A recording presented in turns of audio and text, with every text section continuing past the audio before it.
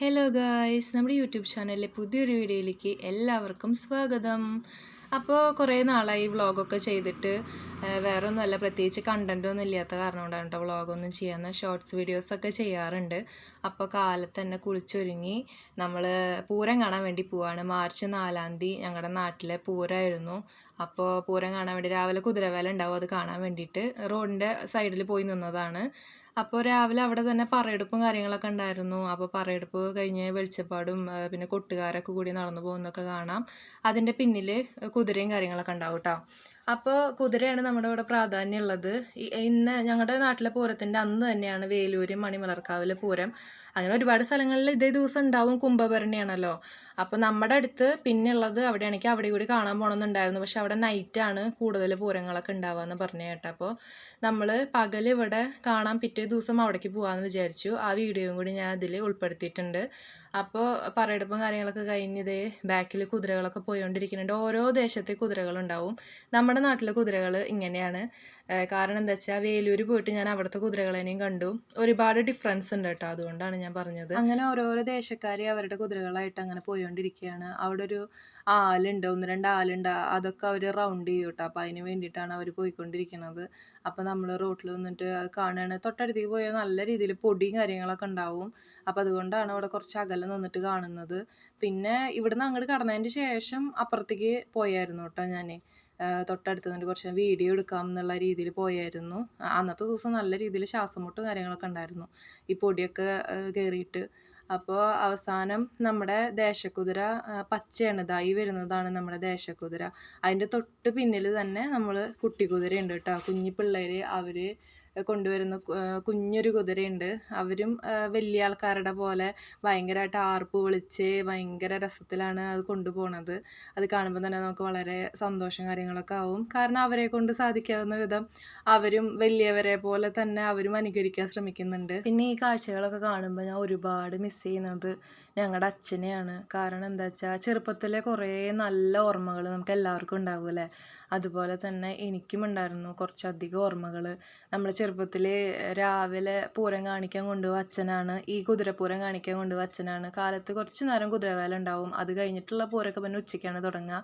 ചെറുപ്പത്തിലൊക്കെ 2 ആനയും 3 ആനയൊക്കെ വെച്ചിട്ടുണ്ടായിരുന്നു. ഈ വർഷം 1 ആനയെ നമ്മുടെ അമ്പലത്തിലുണ്ടായിരുന്നുള്ളൂ കേട്ടോ. ആനയുടെ പരിസരത്തേക്ക് നമ്മൾ പോയേ ഇല്ല, പേടിയായ കാരണം കൊണ്ട്.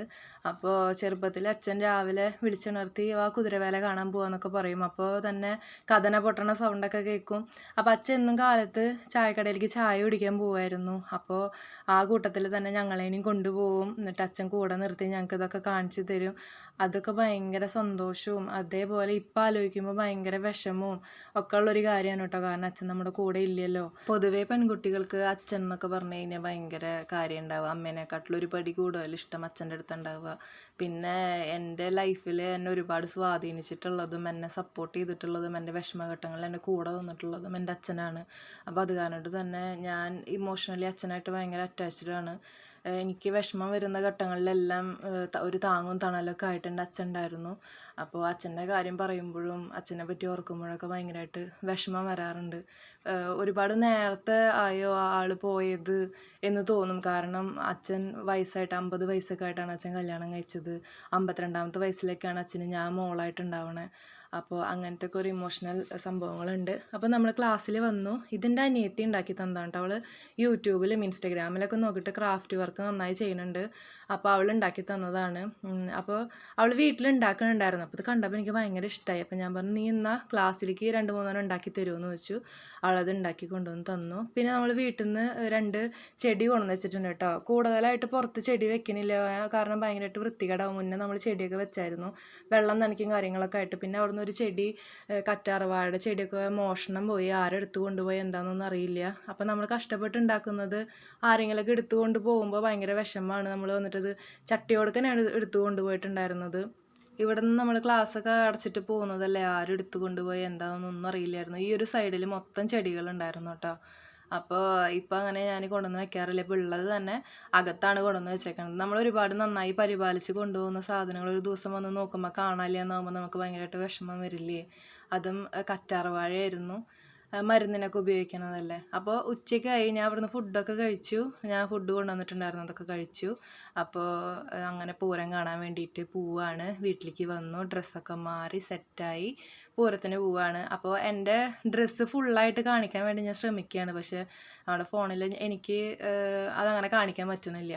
അപ്പോൾ അനിയത്തിയുടെ കയ്യിൽ ഫോൺ കൊടുത്തു. അപ്പോൾ അവളോട് വീഡിയോ എടുക്കാൻ പറഞ്ഞതാണ് കേട്ടോ. അമ്മ ആദ്യമേ പോയി, ഞങ്ങളതിനെ കാത്തു നിൽക്കാൻ ക്ഷമയില്ലാണ്ട് അമ്മ പോയി, ഞങ്ങൾ നേരം വൈകുകയാണെന്നൊക്കെ പറഞ്ഞിട്ട്. സംഭവം പൂരം അവിടെ തുടങ്ങിയിട്ടുണ്ടാവുമെന്ന് വിചാരിച്ചിട്ടാണ് ഞങ്ങളും പോയിക്കൊണ്ടിരിക്കുന്നത്. അങ്ങനെ അപ്പോൾ അതാണ് കേട്ടോ എൻ്റെ ഡ്രസ്സ്. തന്നെ ഒരു ഫ്രണ്ട് എനിക്ക് തന്നതാണ് ഈ ഡ്രസ്സ്. അങ്ങനെ നമ്മൾ പൂരം കാണാൻ പോയിക്കൊണ്ടിരിക്കുകയാണ്. അപ്പോൾ ഞങ്ങളുടെ വിചാരം പൂരപ്പറമ്പിൽ ആകെ സംഭവങ്ങളൊക്കെ വന്നിട്ടുണ്ടാവുന്ന അവിടെ നിന്ന് കൊട്ടും കേൾക്കുന്നുണ്ടായിരുന്നു. അപ്പോൾ ഇനി പോയി കഴിഞ്ഞാൽ ദൈവമേ എല്ലാം തുടങ്ങിയിട്ടുണ്ടാവുമോ എന്നൊക്കെ വിചാരിച്ച് പോയി നോക്കുമ്പോൾ ശരിക്കും പറഞ്ഞു കഴിഞ്ഞാൽ ഞങ്ങൾ പ്ലിങ്ങിപ്പോയി. അവിടെ ഒന്നും ഉണ്ടായിരുന്നില്ല, പൂരങ്ങളൊന്നും വന്നു തുടങ്ങിയിട്ടുണ്ടായിരുന്നില്ല. പൂരപ്പറമ്പ് മാത്രമേ ഉണ്ടായിരുന്നുള്ളൂ, കുറച്ച് കച്ചവടക്കാരും. അപ്പോൾ എന്തായാലും വന്നതല്ലേ, ഇനിയിപ്പോൾ അഡ്ജസ്റ്റ് ചെയ്ത് ഇവിടെ നിൽക്കാം എന്ന് വിചാരിച്ചു.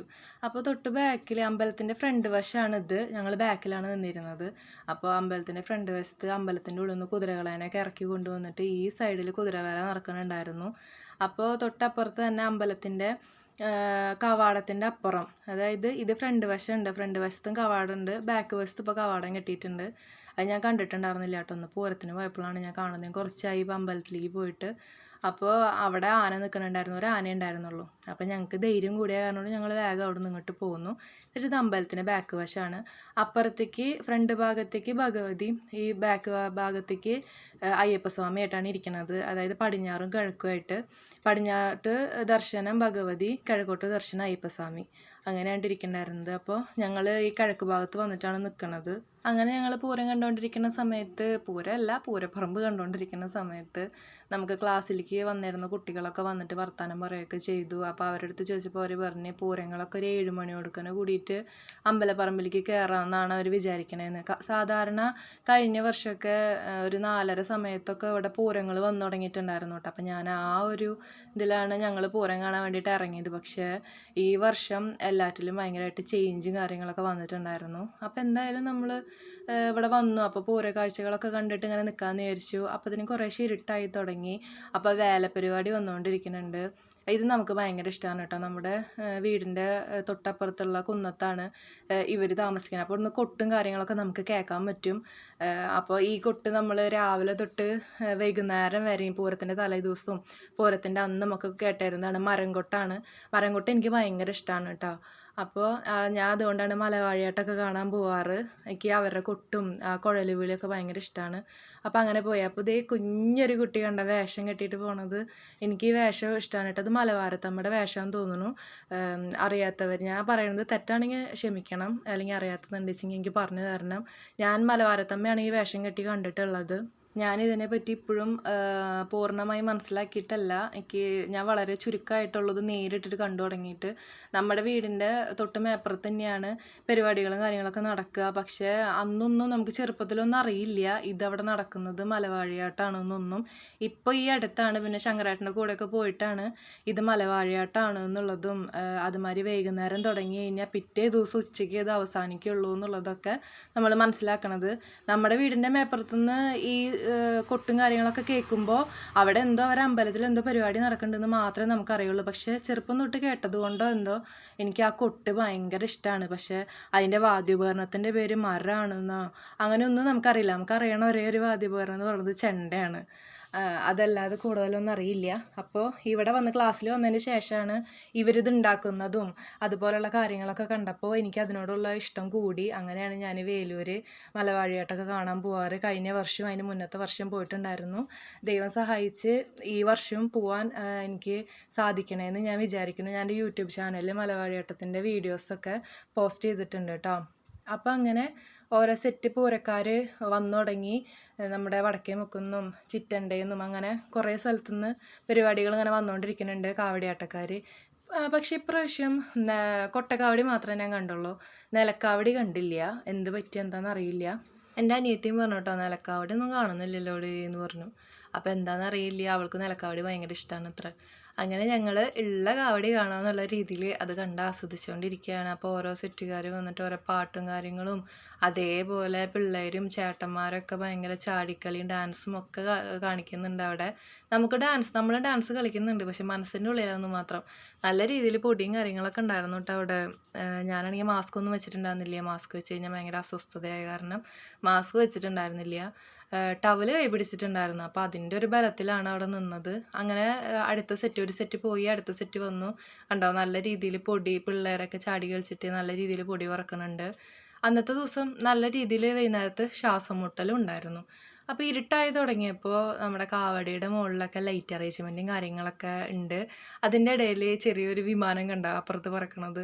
ആ വിമാനം കുറേ നേരമായി ഞങ്ങളുടെ തലേമ വന്നിട്ട് ഇടിക്കുന്നുണ്ടായിരുന്നു. ഒരു കുഞ്ഞു കുട്ടി അവിടെ നിന്നിട്ട് അത് മേടിച്ചിട്ട് അവൻ അത് പറത്താൻ ശ്രമിക്കണതാണ് ഞങ്ങളുടെ തലേമിട്ടിട്ട് അവൻ പറത്തിയിരുന്നത് കേട്ടോ.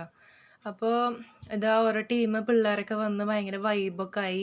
അവർ ശിങ്കാരിമേളക്കാരുടെ കൂടെ ചാടുന്നുണ്ട്, കളിക്കുന്നുണ്ട്. ഒരു പ്രത്യേക വൈബ് തന്നെയാണ് അല്ലേ ഈ സംഭവങ്ങളൊക്കെ. അതൊരു പരിധി പ്രായം വരെ പ്രശ്നമൊന്നുമില്ല. പിന്നെ നമുക്ക് ഒരുമാതിരി ജാള്യതയും ചമ്മലും ഒക്കെ ഉള്ള കാരണം കൊണ്ടാണ് നമ്മൾ അതിൻ്റെ കൂട്ടത്തിൽ പോയി കളിക്കൊന്നും ചെയ്യാത്തത്.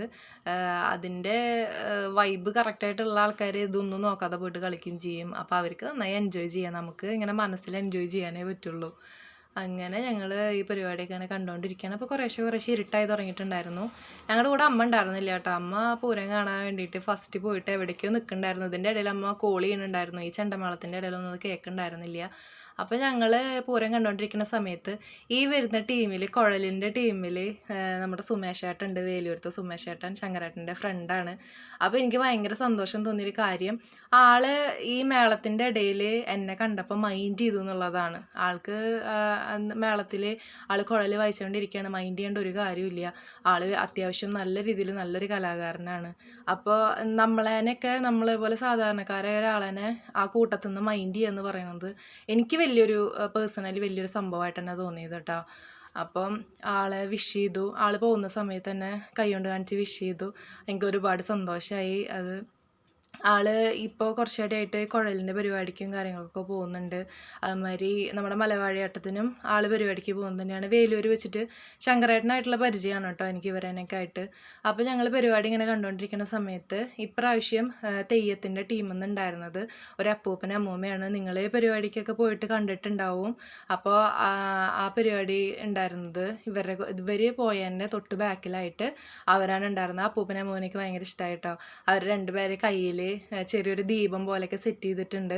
അപ്പം നമ്മളും ഇനി പ്രോഗ്രാം ഫീൽഡും കാര്യങ്ങളൊക്കെ ആയിട്ട് ഇറങ്ങേണ്ട ആൾക്കാരാണല്ലോ. അപ്പോൾ നമുക്ക് ആ ഒരു സംഭവം കാണുമ്പോൾ ഈശ്വര നമുക്കിതുപോലെയൊക്കെ ഇറങ്ങണം, സെറ്റാവണം എന്നുള്ളതൊക്കെ ഇങ്ങനെ മനസ്സിലേക്ക് തോന്നും. അപ്പോൾ നമുക്ക് അടുത്ത് കുറച്ച് പരിപാടികൾ കിട്ടിയിട്ടുണ്ട്. അതിൻ്റെ വീഡിയോ ഒക്കെ ആയിട്ട് ഞാൻ എന്തായാലും വരുന്നതായിരിക്കും. അപ്പോൾ തൊട്ടടുത്ത് അങ്ങനെ വന്നപ്പോൾ ഞാൻ നല്ല രീതിയിൽ എനിക്ക് വീഡിയോ എടുക്കാനൊക്കെ പറ്റിയിട്ടാണ്. കണ്ടോ അപ്പൂപ്പൻ്റെയും അമ്മൂമ്മയുടെയും കയ്യിലൊക്കെ ലൈറ്റും കാര്യങ്ങളൊക്കെ ഉണ്ട്. അവരത് വെച്ചിട്ട് നല്ല എൻജോയ് ചെയ്ത് കളിക്കുന്നുണ്ട്. എനിക്ക് തോന്നുന്നു ആ മാലയുടെ അറ്റത്ത് കിടക്കുന്ന ഒരു ലോക്കറ്റ് പോലത്തെ ഒരു സംഭവമില്ലേ, അതുകൂടെ ആയിരിക്കും ചിലപ്പോൾ അവർ കാണുന്നുണ്ടായിരിക്കുക. അവർക്ക് പുറത്തുള്ള കാര്യങ്ങളൊക്കെ കാണുന്നുണ്ടായിരിക്കുക. നമ്മൾ ഓരോ ഫിലിം സ്റ്റാറിൻ്റെയൊക്കെ ഇതുപോലെ വേഷം കെട്ടിയിട്ടുള്ളത് കണ്ടിട്ടുണ്ടല്ലോ. അപ്പോൾ അവരുടെ അതുപോലെ ചെറിയൊരു നെറ്റാണ് അവർക്ക് കാണാനുള്ളതായിട്ട് ഞാൻ കണ്ടത്. അങ്ങനെ കുറേശ്ശെ നല്ല രീതിയിൽ ഇരുട്ടായി തുടങ്ങിയിട്ടുണ്ട്. അപ്പോൾ നമ്മൾ എത്ര നേരമായി നിൽക്കണമെന്നറിയോ, ഒരുപാട് നേരമായി നിന്ന് വയ്യാണ്ടായിട്ടുണ്ട്. കാലിൻ്റെ ഇടയൊക്കെ വേദന എടുക്കുന്നു, കാല് കടയുന്നു. അപ്പോൾ എവിടെയെങ്കിലും പോയി ഇരിക്കണം എന്നുണ്ട്. ഇതിൻ്റെ ഇടയിൽ അവിടെ പോയിട്ട് ഇരിക്കാനൊന്നും സ്ഥലമില്ല. അപ്പോൾ പൂരം കണ്ടത് മതി, പതുക്കെ വീട്ടിലേക്ക് പോകാം എന്നുള്ള ഒരു മൂഡൊക്കെ ആയി. പിന്നെ നമ്മുടെ നാട്ടിൽ എൻ്റെ അറിവിൽ കേട്ടോ ഇപ്പോൾ നമ്മുടെ നാട്ടിലൊന്നും രാത്രി നാടകങ്ങൾ ഉണ്ടാവാറില്ല. എനിക്ക് നാടകമൊക്കെ ഭയങ്കര ഇഷ്ടമാണ്. ചെറുപ്പത്തിൽ നമ്മൾ നാടകം കാണാനെന്നൊക്കെ പറഞ്ഞിട്ട് വലിയ കാര്യത്തിൽ പോവും. വീട്ടിൽ നിന്ന് പുതപ്പും അതുമാതിരി വിരിപ്പും ഒക്കെ എടുത്തിട്ടുണ്ടായിരിക്കും. കാരണം അവിടെ പോയിട്ട് ഇരുന്നിട്ട് കിടന്നിട്ടൊക്കെ ആയിരിക്കും നാടകം കാണുന്നുണ്ടാവുക. നമ്മൾ ഭയങ്കര സന്തോഷത്തിൽ ഇവിടുന്ന് പോകും. അവിടെ ചെല്ലുമ്പോൾ സന്തോഷം ഉണ്ടാവില്ല എന്നല്ല കേട്ടോ, കുറച്ച് കഴിഞ്ഞാൽ ഓട്ടോമാറ്റിക്കലി ഉറക്കം വരും. ഉറക്കം വന്നിട്ട് നാടകത്തിൻ്റെ പകുതിയേ കാണുള്ളൂ, നാടകത്തിൻ്റെ ബാക്കി പകുതി കാണില്ല. അപ്പോൾ തന്നെ ഉറക്കമായിട്ടുണ്ടായിരിക്കും. നമ്മൾ ഒന്ന് ഉറങ്ങി എണീറ്റ് നോക്കുമ്പോഴത്തേനും നാടകം കഴിഞ്ഞിട്ടുണ്ടാവും. അങ്ങനെ പുതപ്പും വിരിപ്പൊക്കെ മടക്കിയിട്ട് അവിടുന്ന് പോരും. അതാണ് അവസ്ഥ. ഒട്ടുമിക്ക ആൾക്കാർക്കും അങ്ങനെ ഉണ്ടാവും എന്ന് ഞാൻ വിചാരിക്കുന്നു. കാരണം നമ്മൾ ചെറിയ കുട്ടികളല്ലേ. ഇപ്പോഴും ഉറക്കം കൺട്രോൾ ചെയ്യേണ്ട കാര്യം കഷ്ടമാണ്. രാത്രി എവിടേക്കെങ്കിലുമൊക്കെ പോയി കഴിഞ്ഞാൽ ഉറക്കം എന്നുള്ളത് ഭയങ്കര മസ്റ്റായിട്ടുള്ള കേസാണ്. കുറച്ച് കഴിയുമ്പോഴത്തേനും ഉറക്കം വരും.